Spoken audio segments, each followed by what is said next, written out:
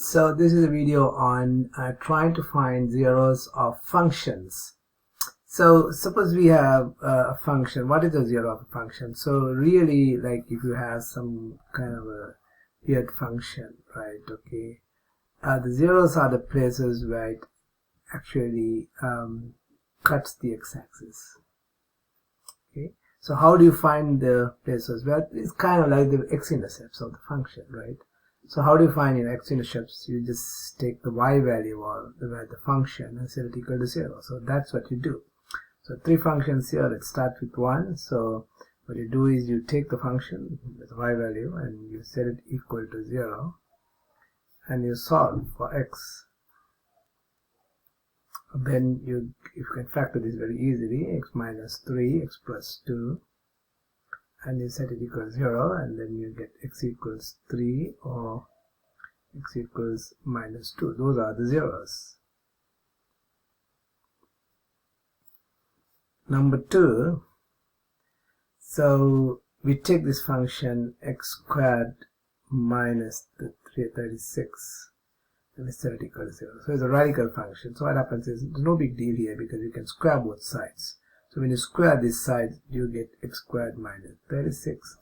When you square this side, you just get 0. So you get x squared equals 36, but we know how to solve this, so we learned that earlier. So you can use the square root rule and you get x equals plus or minus square root 36, which is x equals plus or minus 6. So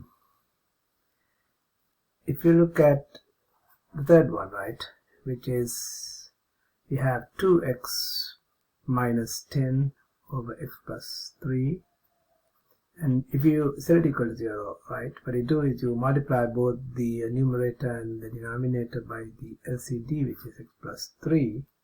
So you multiply this by x plus 3 and you multiply this by x plus 3, and then you get cancelled off, right, and then you get 2x minus 10 equals 0, and you get 2x equals 10, and you get x equals 5.